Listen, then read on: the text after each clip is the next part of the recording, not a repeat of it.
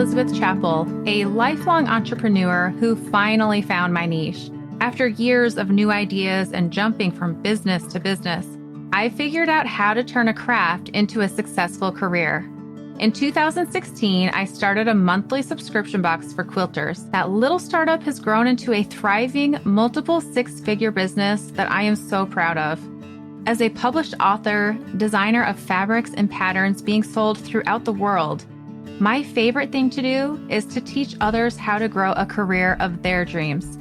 Each week, you'll hear from me or from other guests who are creative entrepreneurs, so you can learn exactly what to do and what not to do to grow a career that's more rewarding and successful than you ever thought possible.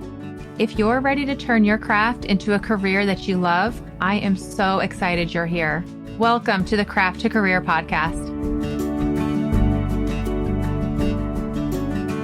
This podcast episode today is a real treat. You are going to love meeting Janet Clare. This is a fun episode, particularly because, as you'll hear, Janet reached out to me. She sent me an email, and I get a few emails a week of people, pitching themselves to be on the podcast or pitching someone on their team. And I don't generally, not a lot of them are a good fit, or, it doesn't happen. This one did happen. And so I want you to listen to Janet's story and see if you can tell why she appealed to me and why I think she's a good fit for you as an audience. And you're going to hear her talk about her 100 project. She is working on getting 100 rejections.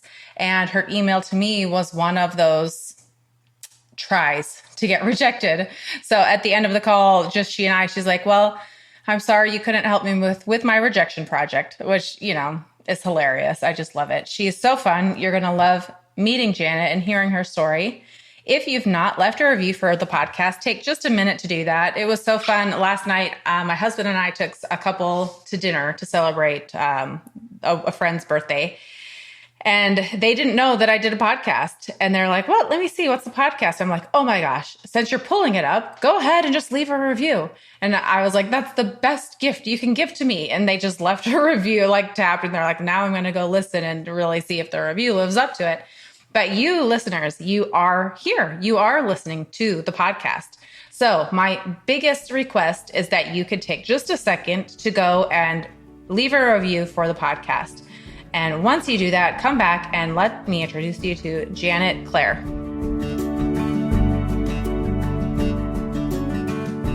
Janet, I am so excited to have you here on the podcast today. What a wonderful treat for our listeners. Can you introduce yourself and tell us what you do in this creative space?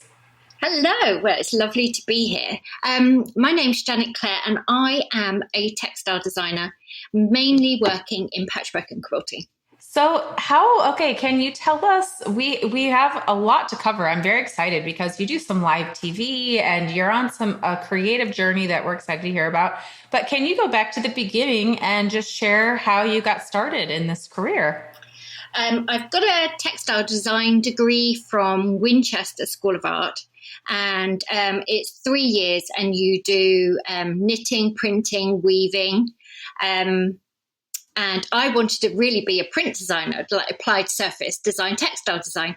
And they said I couldn't draw well enough. And weaving was too mathematical and technical. So I ended up doing knitting. So I've actually got a degree in knitwear design.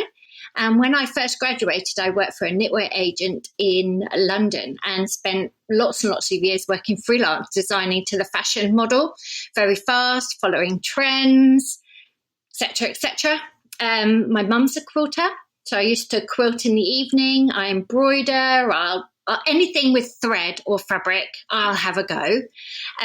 So I was doing that, working, knitting, relaxing, sewing. And then we had our first son, and I was very lucky to be able to be a stay-at-home mum with him. This was 22 years ago, 22, nearly 23. And so I had more time eventually, not when he was tiny, I had more time to devote to my sewing, and I got completely obsessed with patchwork and quilting. And the idea really was to earn enough money to source my next bunch of fabric that I desperately wanted, or to go on a course. So I started designing little quilts, had an Etsy shop, started selling, literally used to print one pattern at a time and run to the post office all proud of myself because I'd sold a pattern. And it's just sort of carried on from there. So I've been very lucky, really. I've worked hard, but I've been very, very lucky. Things have worked out. Yeah, that's really neat. And I'm very intrigued how you have now gone into fabric, especially the thing that, as it does with us as humans, I really hung on to that negative comment that they gave you. Your drawing isn't good enough. So tell me that. I know it probably wasn't, it probably wasn't. And I did used to knit. I absolutely adore knitting. And yeah, it probably wasn't good enough. But that's kind of like a red rag to a bull, because, if you decide that that's something that you'll really feel passionate about, all these things you can learn. And I think just immersing myself and buying fabric and going to the quilt shops and going to the quilt shows and following people online as that started coming in. And I think, yeah, you just work at it. You just work at it. And eventually you develop your own style. And having your own style is actually key. Because when I worked for the knitwear agent, it was all fashion trends. And you didn't know whether something had sold because it was really good, or whether it was just the right price or in fashion. And then similarly, if you designed something you didn't like. I designed a jumper with like hedgehogs on, and I really didn't like it, but it sold really well. And that makes you feel it's not very authentic. And I think I design fabric now for Moda, and they really want each of their designers and each of the fabric collections to have a unique point of view. So I think it all builds up to that. You spend the years honing what you like, what you enjoy. And a lot of it is having the confidence to stick to your core values of the colors that you like and the style that you like. I think that's an awful lot of it, is being authentic and brave enough to put it out there.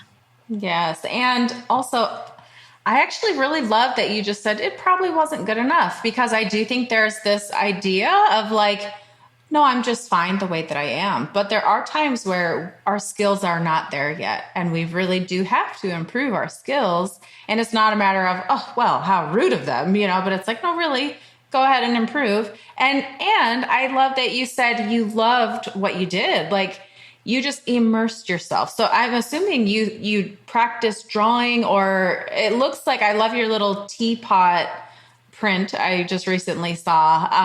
I've got a sketchbook for every theme that I'm working on. And a big thing about keeping a sketchbook now is that I make it for me. A lot of people are very nervous to work in a sketchbook. They're scared of the blank page, and it feels quite daunting. And that, I think, is because they're making it for somebody else.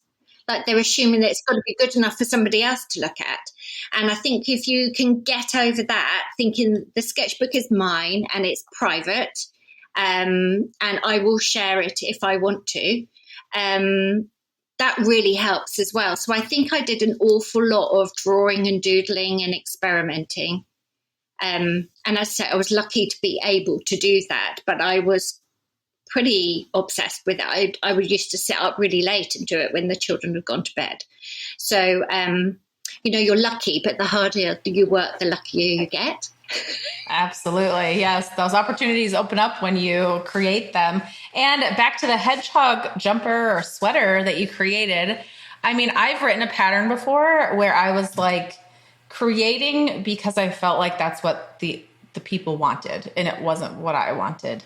And when it sold, it did a mind trick with me. Then I became very much like, well, what on earth do I create next? What I'm trying to guess. Yeah, because you're going against your values, your core values. And the other thing is, I've designed things like, we had so many people come to us and say, "Oh, I'm a dog person," Have you got a cat? Have you got a cat? Have you got a cat quilt?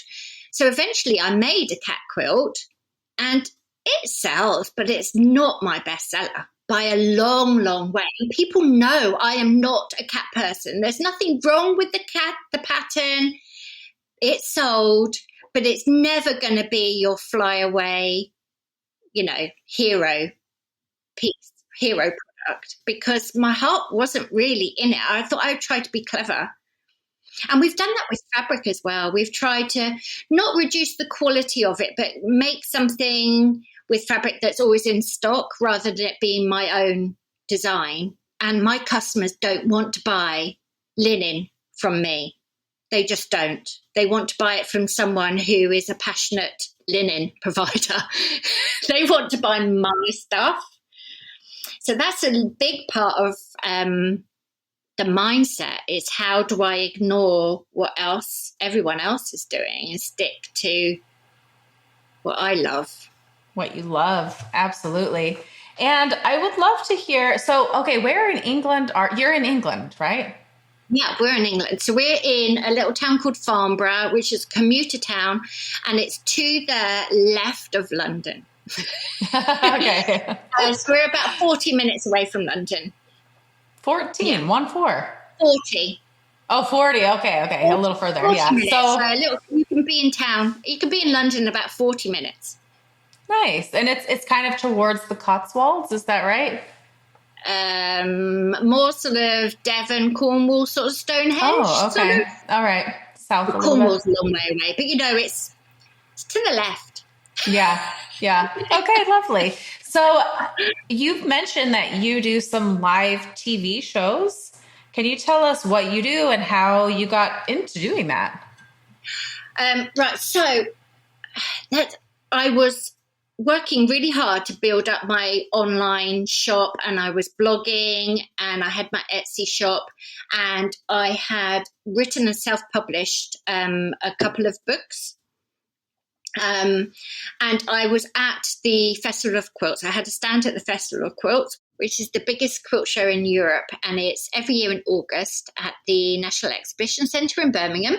And I had a stand, and we were busy, and this lady came up to me and said that she was from a TV company called Create and Craft, and she would like me and my products to do live TV with her, and maybe once a month.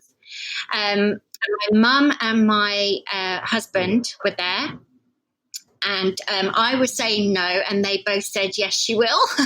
So my first instinct was to say no, because it was just so daunting. Anyway, long story short, I did say yes. I went up, and you had to do a screen test, and they checked out all your makeup and whether you could talk to the presenter, and they gave you a crash course on how to behave in front of the cameras. And I've been doing live TV now. I'm with a company called Sewing Street now. Your listeners can watch it online or on Facebook. And I do 2 hours of live TV every month. And that is selling my kits and my books and my patterns. And the lovely thing for the viewers is, yes, it's Selly Telly, because, it's a very expensive enterprise to keep on air.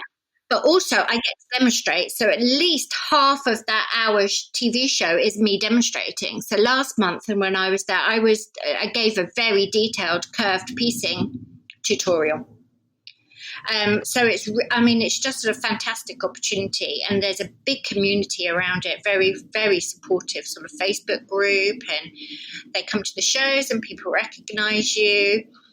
And yeah, it's great fun. And that is a key step in the development of my business, because being able to do the television and having that amount of consistent sales a month, please let them stay consistent, has enabled my husband to give up work. And now he runs the business, and I'm just the art department again.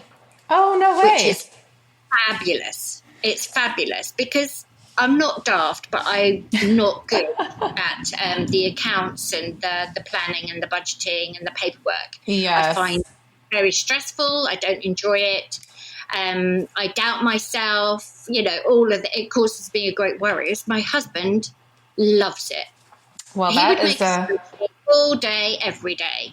So he really just protects my time enormously, and I get to do the designing, the sewing, all the customer facing, the talks, the teaching, the social media, all the fun stuff I get to do now. Well, okay. I love that you say he helps you protect your time He does. because Yeah. as a business owner, that's so important. And I mean, you're very, very lucky that your husband can help you with that. And he has the skill Absolutely. set that's needed. Absolutely. But so many business owners, that is where they cap out and why they can't grow. So one, the two things, you got an audience, you got on TV, and that's really helped you grow your audience. So the main struggles business owners have are marketing, getting in front of people, and then not having enough time. That's how you've solved, both of them. But you're also very talented. I mean, it's not just like, oh, you got in front of people. You have a great product, you have your skills, that Thank you you. know. It's a very hungry machine. So Mm-hmm. they want new products every month. How do you come up with that? And does that still light your fire? Or are you kind of like, I would rather do this on my own timetable? No, I mean, I love it. I love having that agenda, and I actually like the boundaries, the parameters of having to design something with the fabric that we've got in stock, with the quantities that we need at the price point that we need. I think it keeps my toes in a bit more reality than if I was just playing in my sketchbook all day. Yeah, yeah, I I can mean, see that. sometimes I just want to make what I make, and it's in this vintage fabric that I can never get again. But I really, really want to encourage everyone to have a go. And the beauty of designing fabric for a big company and then designing the quilts to go with that is that you're basically giving them a step-by-step recipe to make the quilt. So they can just buy the kit, buy the pattern, and sit down on a Sunday afternoon or an evening and follow the instructions and create something without all that worrying and what do I need and have I got enough. And I think it's a really lovely aspect of what I do, that I can share that so easily with people. Yeah, let me make sure I have that correct. So you're saying the thing that you love that you would encourage people to try is designing the fabric, or is it putting together a kit that has everything included?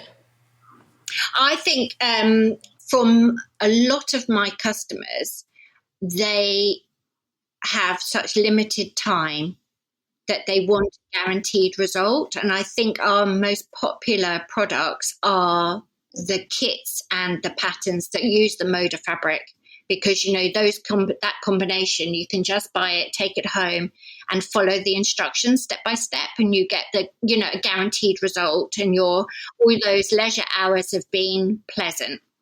You've enjoyed it. Whereas there's another group of people who will get vintage fabric and scraps, and they'll make something by hand, and they don't know what it's going to be at the end of the day. I think those two things sort of run parallel to each other. But I think patchwork and quilting is so fantastic because you can do both. But to be able to share and encourage, because it's so good for your mental health, it's so good for your relaxation, and you're making an heirloom, and all those hours of hard work are visible, and you can share them with people that you love. So yeah, I think it's really valuable to Yeah. dedicate a lot of my time to make products like that. So, do you write your own quilt patterns, or do you have like a ghostwriter or someone else write your quilt patterns for you?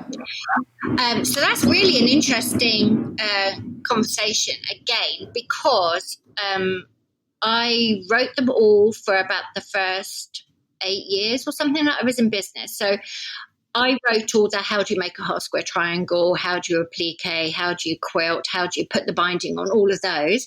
And now when we are developing new quilt patterns, I will make a block. I will write very rough instructions with the measurements and the order that I did things. I will draw the templates, and then I generally hand them over to, again, Tony, my husband, and he actually produces the final pattern. And that is part of our pattern testing process, because we've got the steps, right? So it's like, prepare your fabric, cut this is how you do it. He makes all the cutting charts, and he will say, well, why do I have to do that then? And it sparks a really interesting conversation. And he always says, I take too much for granted. Like, I assume that a step is really too simple to mention. And he says it never is. Yeah, agreed. Well, and that's smart. I like that. So he's kind of like so does he do the writing now, or like you kind of sketch it out and he'll go and actually write the pattern? He will do all the maths for the pattern, and he will help with the layout and make it clear. And he does all the diagrams, and we include a colouring in sheet now with the patterns, which is really, really good fun. I'm desperate to make a quilt colouring in book now. Because then if you've made a quilt once, you've used up the fabric that's in your kit, but you might want to make it in a different colour, a little colouring in chart. So that's really good fun. So Tony does a lot of that. And as I say, if it's really, really technical, it will go across Tony's desk at some point. Oh, you are so lucky that he has that kind of brain. I have to hire tech editors to like do the math for me, because I'm like, let's double check that, but it's always good to double check. I am very curious. What is your best-selling product? My apron. Tell us about your apron. My apron. So I call it my artisan apron. And it's got authenticity is magnetic embroidered on it. And that is so true. It's like one of my guiding principles. What is that? A magnetic? Authenticity is magnetic. Authenticity is magnetic. Ah, okay. And I had a little room off the kitchen at home. And I would get the boys to school. Tony had this big corporate job, so he was, out the house at 7 a.m, didn't get home till 7 p.m, or was away completely. And I had this little room, and the boys were at school and nursery, so they were like 5 and 3. And I was trying to sew and design and draw and develop my business in the hours that they were at school. They were in school for the little one was probably away for about 3 hours a day. And what I was finding was that I was saving all of that creative stuff that I really wanted to get to. I wasn't doing it until all the chores and all that was done. And what I realized was that the chores are never done. They're actually infinite. And only an idiot tries to finish an infinite task. So I was talking about how do I stop wasting these 3 precious hours and stop worrying what's for lunch and who's paid the gas bill. How do I very quickly get into that workspace, that headspace? And I was just idly talking to my dad one day, and he used to be a policeman. And he said, that putting on that policeman's uniform is really empowering, because as soon as you put it on, you act differently, you carry yourself differently, and people treat you differently. And he said, I think a uniform, some sort of uniform, would really help you, stop you being, mum at home. Because I was like 2 steps away from the kitchen in this art studio. And the easiest uniform is an apron. So I started wearing a cook's apron, a nice one, but I didn't actually care if I got sort of the kids' lunch on it, or was cleaning the bathroom in it, or walked the dog in it, or whatever, because I could just throw it in the washing machine. It wasn't special. It wasn't unique. And then I thought, well, what I really need is to make myself the poshest, smartest, most unique apron in the whole entire world. So I made myself a pattern for my apron. It's got a crossover back. It's quite a familiar shape. I didn't invent the shape, but I did invent my apron from scratch using bits of wallpaper. And then I made it in the most beautiful linen that I could afford. It's off white, so you can't do anything messy in it. And I've started embroidering it. I've got phrases from the children. I've got badges on there. People buy me things for my birthday, and they've got a home on my apron. I've got phrases from loved ones, all sorts of things on it. So now I put my apron on when I'm on the TV. I've got my apron on talking to you. I wear my apron if I'm seeing anybody in a quilt show or anything really, really important and creative. I put my apron on. And then I have got other aprons which are just made in fun fabric that I will paint and draw in and just do general studio work in. This is my posh apron, and it's my hero product. And I did not intend to sell the pattern. I got so many emails and queries about where can I get the pattern, that eventually I made the pattern. And that's where that authenticity is magnetic. That's why I keep coming back to it, because if you do the market research and you worry about all the color trends and what's in and what everyone else is doing, you would never, ever, ever have made my artisan apron. It just wouldn't have come up. And I've got a little child-sized version as well now. That is so cool. And I'm looking at the photo of your apron. I do really love all of the personalized things. You can add as you go, it looks like, Yeah. And it takes years because people want their apron to look like mine immediately. And I've spent years decorating mine and creeping up to it, and I let it be very organic. I only work on it when I want to. There's no pressure, and it's not an instant results thing. I mean, it's an heirloom. It's something that's completely unique to me, and it only makes sense to me as well. And it's not designed. The idea is that you make your own, and it tells your own creative story and the story of your family and your friends, and your favorite quote from a book, or you may go camping and collect badges from wherever. It's personal and unique to you, and I love that as creators. We're making something my apron is literally the only one like it in the whole entire world. And you don't see much of that in the quilting world. It's like, here's the pattern, make it just like mine, but you're creating something here's the pattern, make it just for you, that's uniquely you.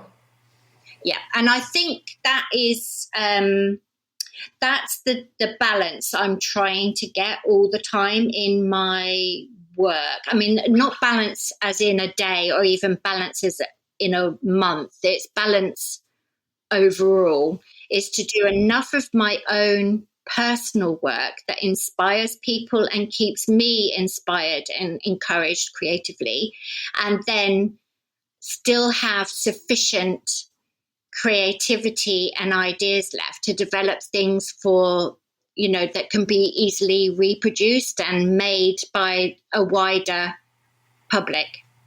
Mm-hmm. The one feeds the other. Yeah.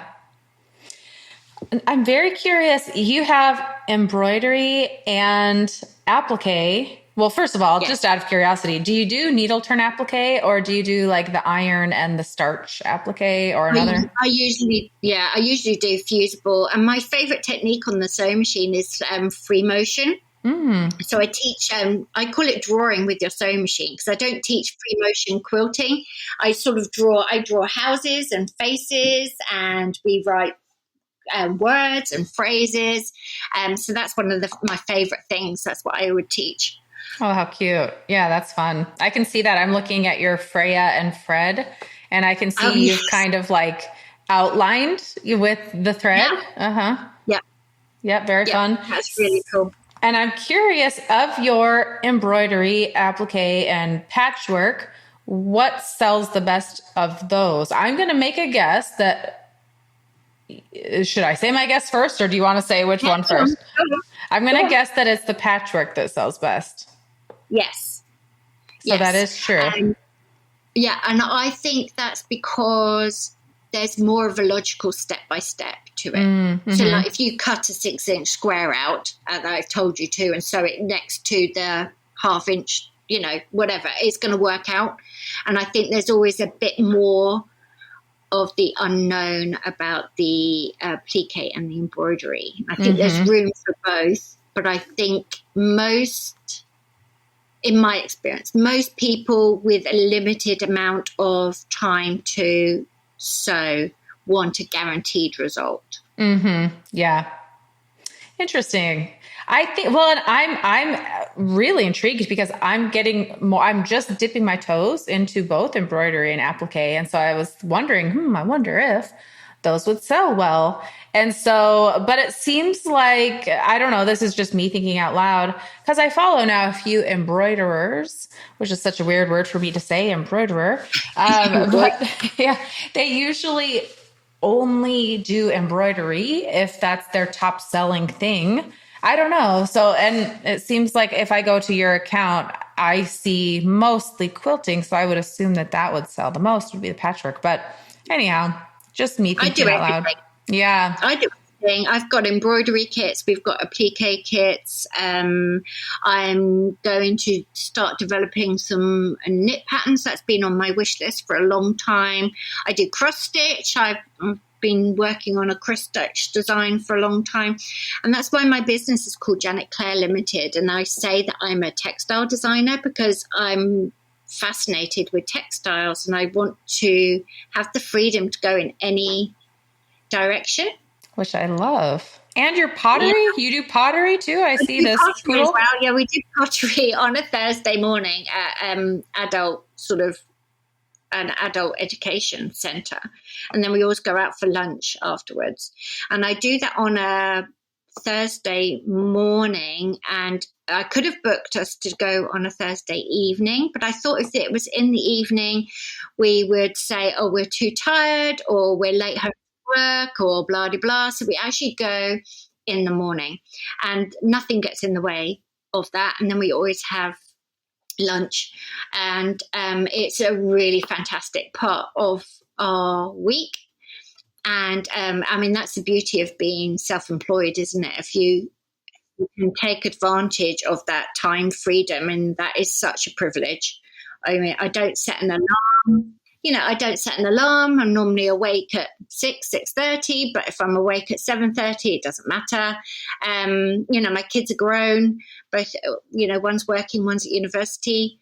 So, I just try and work to my own energy and, That's really the dream, yeah, I'm very lucky. I am very, Yeah. very Well, lucky. and you have found success with that. And and it sounds as if your husband, I don't know if he was planning on retiring or if he was able to because of what you do. But either way, your husband is not, he's working for your business. Like you're supplementing the household with what you do.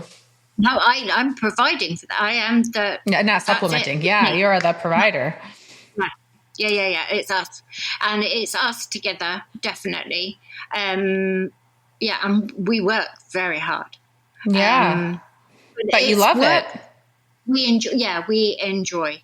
We Mm-hmm. enjoy.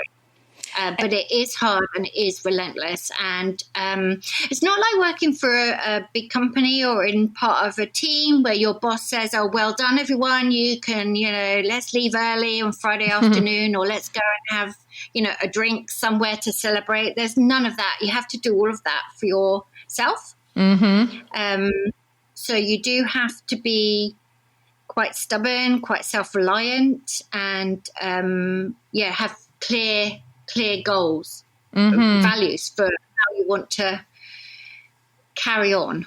Which I am curious how, okay, this is something that I experience, and I'm curious what your experience is with this. So I go back and forth. I ebb and flow between like, I want to do everything. And then I'll get so busy that I'm like, oof, I need to scale back. And then I scale Yes. back and then I'm like, oh, I want more on my plate. And it's just a constant back and forth, add more, take away, add more. Do you do the same? Yes. Okay. Yes. If I'm Okay. really, really busy and I've got deadlines and I've got a TV show and I've got 4 quilts to make, I kind of enjoy getting it all done. And then I want to do absolutely nothing for Yes. about 3 weeks. And Yeah. then I will be bored out of my brain. And then I wake up one morning and I'll think, I know what I need to do. And I go off on this mad frenzy of starting another. Oh my gosh, I feel so seen. And it's almost like my soul needs it. Like I thrive on having absolutely nothing to do for about 3 weeks, maybe two. Yes, 3 weeks is the Yeah. sweet spot. Yeah. And then I Yeah. can really drive for like a month or two, just go all in. And I want to go all in. I don't want to leave it. I want to just do all the things. And then I'm like, okay, I need that time off now. And Yep. maybe I should plan it accordingly. I don't know. Planning's so hard. I'm terrible at planning. Same. And I've tried all this time blocking and I things know. for days of the week, and I honestly, as soon as it's written down, I do it. just want to rebel against it immediately. Yes. I am not good at planning ahead and like, just get it all done. I'm like, no, if I'm in the zone, I'm just going to do it. And if I'm not in the zone, I'm just not going to do it. So Yes, I think we trust ourselves. I think we trust that we will get it done. And that if I don't know, if I get up on a Monday and I'd rather be doing the food shopping and, then I may as well do the food shop. Exactly. Because I trust that, I will sit here until midnight, 1 o'clock in the morning to make a quilt if that's what I'm excited about. So I think you do have to trust yourself. Yes. Yeah. Which takes time. It's taken me years now to get to a point where I can actually listen to, which this sounds very woo woo, but a project will be presented or invited or whatever. And I'll just, how does that feel? Do I really want to do that? Do I not? Yeah. And learning to trust yourself with that. Absolutely. And also having like we said at the beginning, I'll design something because people ask me to. And if I don't like it, it's never going to do that well. Yep. And the things that you're excited about, like my apron or, whatever, I'll make it for me. And I'm so excited that I'll share it with people. And that authenticity and that genuine excitement encourages and attracts people who love it too. Absolutely. And you can't always live in that place. Right. But, the more you can, and again, we're back to balance, which is an impossible thing Right, I know. I know, it's impossible. But to be able, I think the key to being in this creative industry and running a business for the long term is doing enough of your own personal work so that you maintain a level of excitement. Yep. I agree. Otherwise, you will lose the joy. We do it because of the love and the creativity that sparks that, Yeah. And if you lose that, oof, that's tough. Yeah. And also the time freedom, having built something, doesn't really come down to like a pounds and pence, dollars. It's deeper than that. Obviously, you've got to put in enough, but if we ran, if all of my wild ideas came off, I would be running this massive company, and then I'd be moaning because I've got a financial board meeting or something. I couldn't think of anything worse. Yes. Yes. So I want to be involved enough that there's my hand in it. That's a very interesting thing you've just said, because I myself find myself struggling with that, where at this point, to grow my business, there would be certain changes I'd have to make, like not necessarily a board per se, but a team that's much bigger. I don't know Yeah. that I really want to do that, And so it's sitting there with like, what do I want this business to look like and why am I doing it? And Yeah. it's a tricky balance. Do you ever come across that? Like, what next? Wait. Absolutely. It's what you want to, it's like, what do you want it to feel like, really? Like, if the bills are paid and then surely that is enough, like sufficient. And then if, I've got twice as much in the bank coming in that I need for the bills, then okay, that's quite nice. And then if you've got 200 times that, I mean, where does that, I mean, I What I end? don't think you can put a price on it. Right. I Yep. don't think I can put a price on it. And there are lots of things that I would really like to do, but I want them to be, I mean, I think I might be a control freak, Elizabeth. I just feel like this is a mirror. The things you're saying, I'm like, Janet, did you see inside my soul? You're speaking to me. And also, you'd have to teach somebody house style. And how do I teach somebody to come up with my next hero product? Or do you get somebody to do the bits that you don't? I do think maybe I shouldn't be sewing my own quilts anymore. I do have a lovely lady called Pippa, and I've got my long armer, Carolyn. They both help me enormously. But sometimes I do wonder that maybe I shouldn't be making any of the quilts or any of the samples. Right. Yeah. Any of my step out TV demos. But actually, I like making them. I know. This is the conundrum. I don't want to make 4 a month every single month, but I love making them. That's why we started it. So I just think if you get too big for your boots, you're going to end up and you're going to have given away all of the bits that got you into it instead. And you're going to be back to when I was designing for the knitwear agent, and you had an unseen client with, purple hedgehogs, please, and in nylon, and it's got to be done by Tuesday. And I think I'd be miserable. Yep. Yes, this is very healing for me to hear, because I also am competitive. And so I'll think, ooh, the next thing, what's the next thing? But really, it's about the feeling. Why am I doing this? How do I want my business to feel?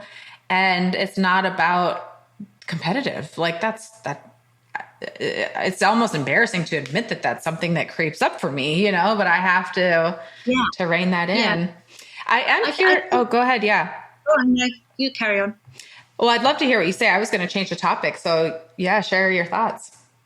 I think you can be politely competitive. I'm not competing with anyone else. I think if an idea, like the muse, if the muse comes to you and you're really excited about it, then I will try my hardest to make that happen.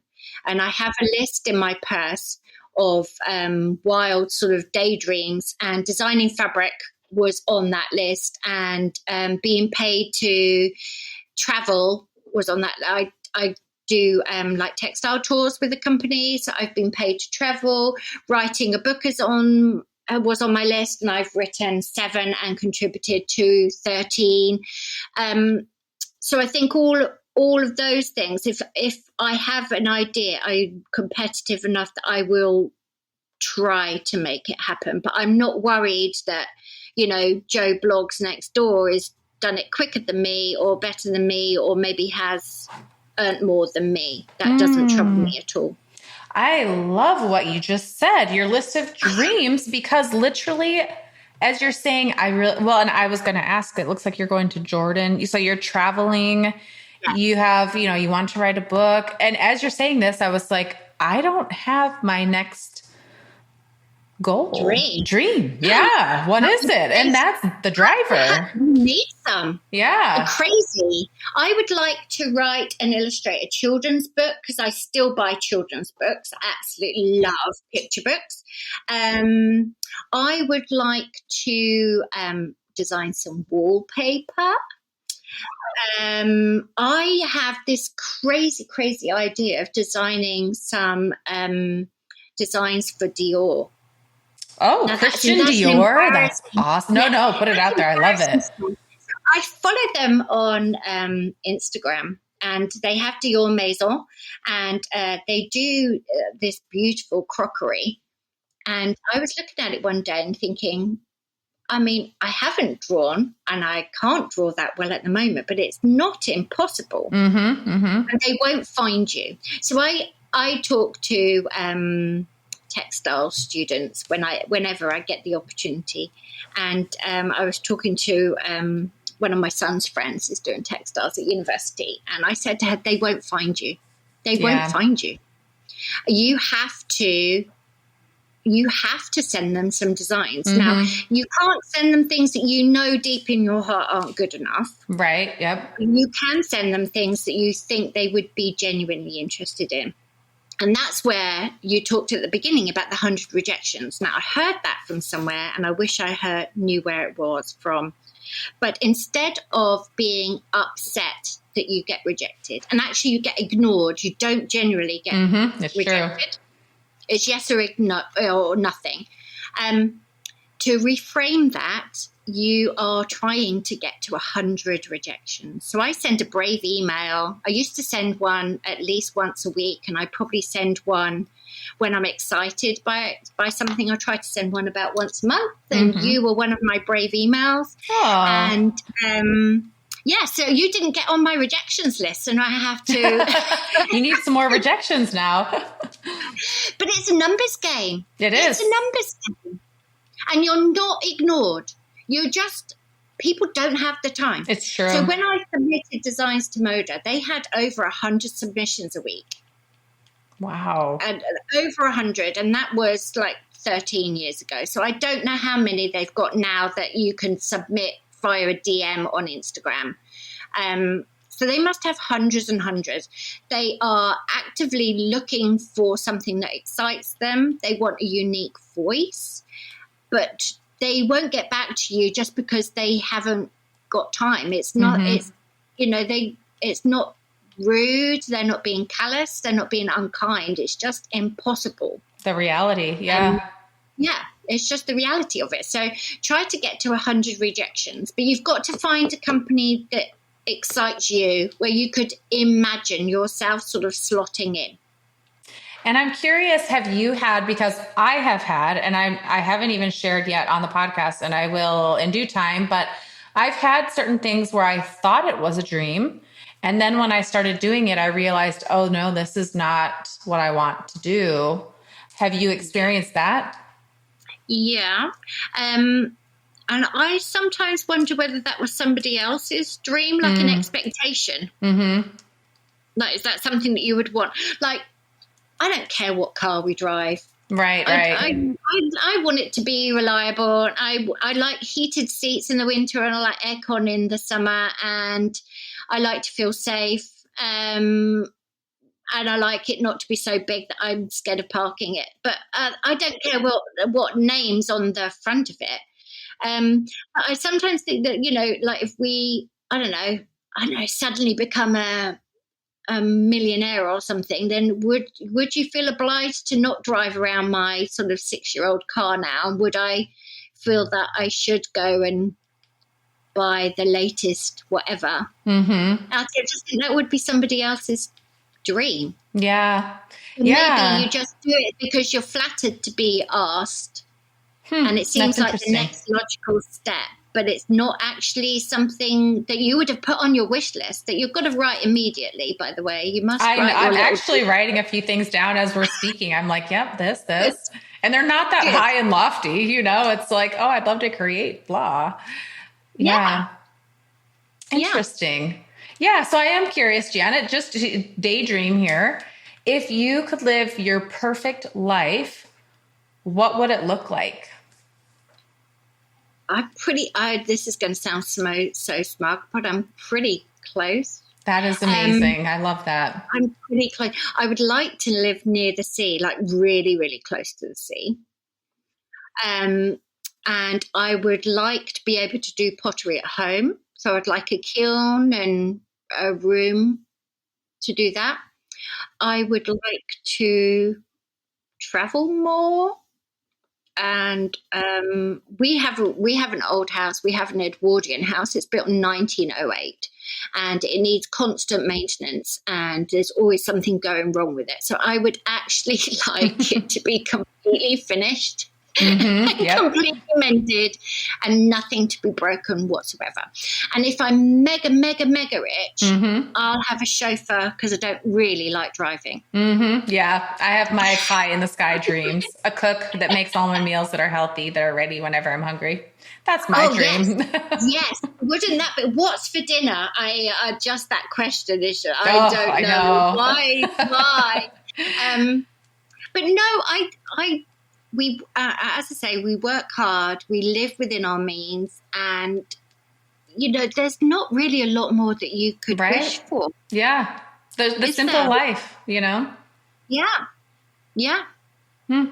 I love this. So, okay, are you coming out to Quilt Market this fall by chance? I am. I was going to ask you. I was wondering if you were there and we would be able to meet up. I am. Yep, that's why I'm asking, because I really feel like you and I are meant to be friends. We have so many. We will meet up for sure. And anyone else who's listening, if you're coming to Quilt Market, will you have a booth with Moda?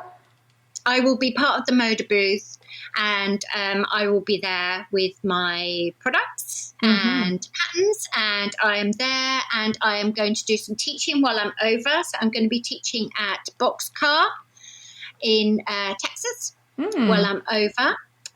We've got to work out the itinerary for that. We've got the dates, but she's got a big retreat center on a ranch, so that's going to be really good fun and really different from being in the home counties. And hopefully I don't see a snake or anything. Yes, welcome to Texas. Now wait, can people sign up for that still, or is that sold out already? I don't think we've announced it because we haven't exactly formalized exactly what I'm going to do. Okay. But it's Boxcar, so if you keep an eye out for that, it will be, I don't know when this is going to be going out, but yeah, this October, I'm going to be over, and I'm just doing a talk one evening and then a workshop the day after. Okay, awesome. And then I'm going to hopefully visit the mothership, which is what we call Moda headquarters. Go and have a look there, and then have a few days holiday. Oh, how fun. Oh, you should go out to Waco if you're in the area where Magnolia is and all of that. I should. Yes, that has been on my list for a long time. The silos. Yep. Silos. And they've got an amazing restaurant there. Anyhow, now I'm just daydreaming. But for our listeners who want to find you, where is the best place for them to find you? Okay, so my website is janetclare.co.uk, and I'm on Instagram, and it is Janet E for Elizabeth, Janet E. Clare on Instagram, and I've got a newsletter, and we always got a quilt along. We're always making a quilt together. My son just signed me up for TikTok. I'm not quite sure. Oh, nice. Very trendy. But my favorite social media thing is actually Pinterest. So I've got boards on Pinterest, and if you look there, they are very much themed and usually linked to a book or a fabric collection. So people kind of stalk my Pinterest boards trying to guess what I'm that's fun. dreaming up next. It's like little Easter eggs. They're trying to guess what's coming next. I like that. That's some fun. Because Moda don't send you any trend predictions, unlike the agent that I used to work for. Yeah. They don't send you any trend predictions. You don't have to work to colours or themes or anything like that. So it's up to us to get excited by something and then sort of throw yourself down that rabbit hole of research and sketchbooks and colours and playing. That's my favorite thing to do. Even you just talking about it makes me excited. Clearly that excites you, because that is oozing into my life where I'm like, oh, I want to do that too. So you can do it too. Yeah, that's contagious. Well, very fun. Well, and okay, I do need to ask now at the end of the episode, I'm asking. I've been calling you Janet. Do you go by Janet Clare or Janet? Claire's my surname. Oh, Yeah. thank So my goodness. name's Okay. Janet. All right. Thank goodness. You can call me Janet Clare. Don't call, if you call me Janet Elizabeth Clare, I think I'm in trouble. Yes. If I really want your attention, I'll tell you that. Well, thank you so much. I'm so glad that you emailed and reached out about being on the podcast, part of your 100 rejections, and it turned out to be a really fun bonding. I've met a new friend, and our audience has learned so many great things from you. So thank you. Well, thank you. It's been a pleasure. Really good fun. And I look forward to seeing you, giving you a hug at Quilt Market. Same.